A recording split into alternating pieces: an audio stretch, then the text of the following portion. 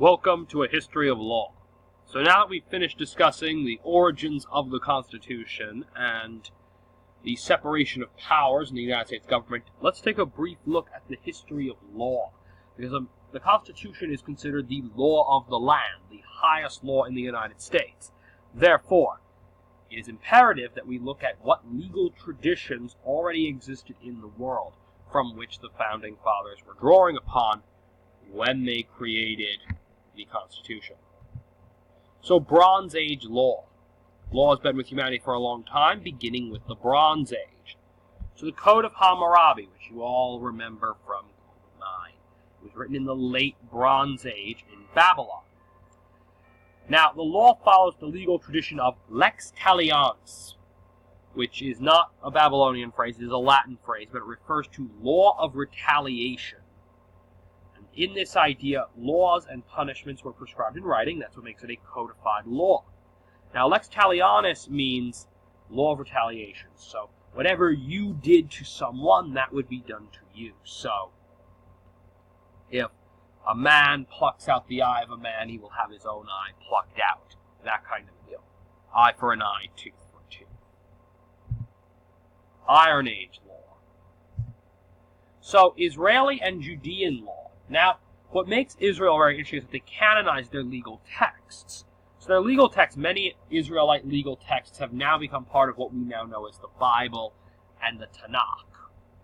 They're contained in the Torah, or the Pentateuch, depending on how you remember it as the Jewish and Christian version. Either way, it's the same 5 books.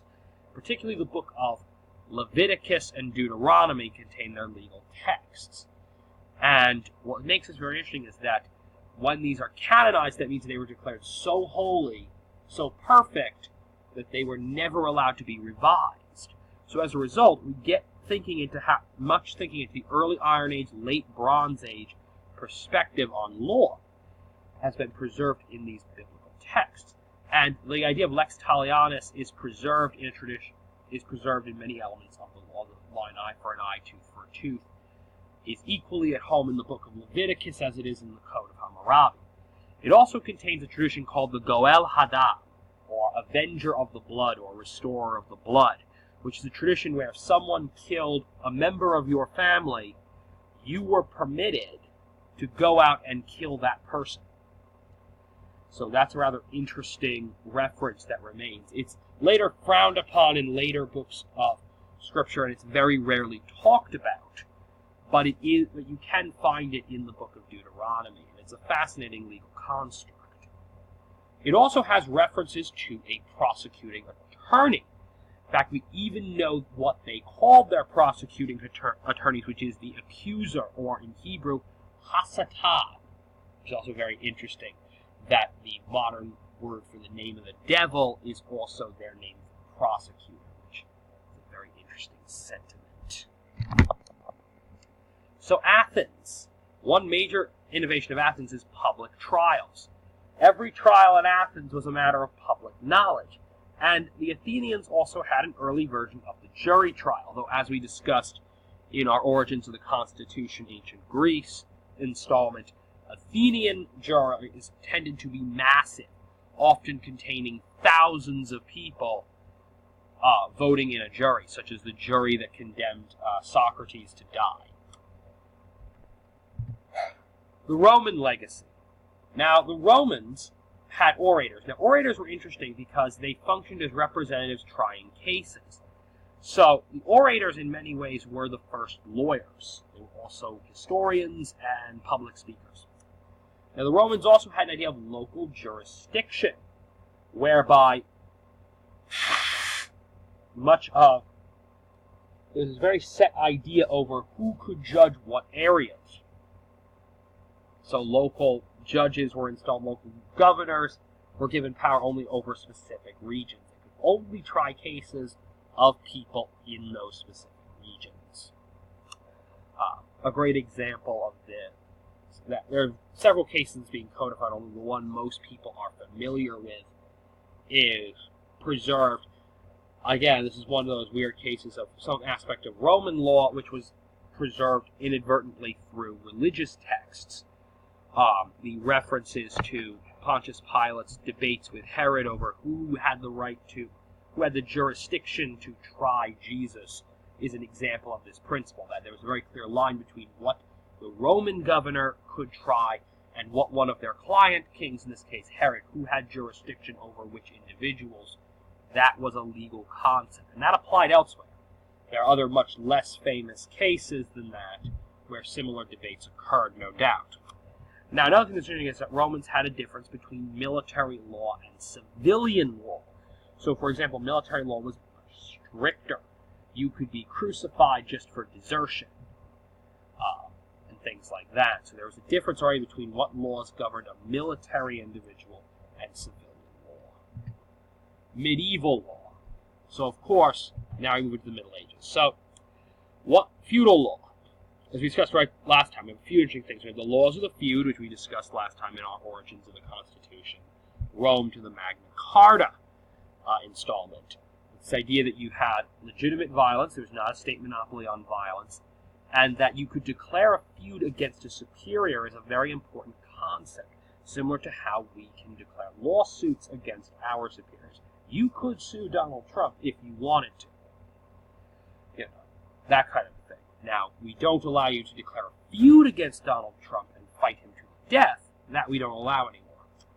But that you can see the roots of that idea in this concept, that a subordinate could challenge a superior. Another interesting thing is the rights of mistreatment. So rights of mistreatment were a series of property rights that local lords exercised over the commoners in their under their dominion. What's very interesting about this is that it defined a series of taxes and also established an idea that morality and law might not necessarily be the same thing, because they literally called them the rights of mistreatment, or the bad customs. These were laws that even those benefiting from them admitted were bad laws. And one of the most famous of these is a law called caducia, which was a type of tax where if a peasant's wife cheated on him, that peasant would usually be fined.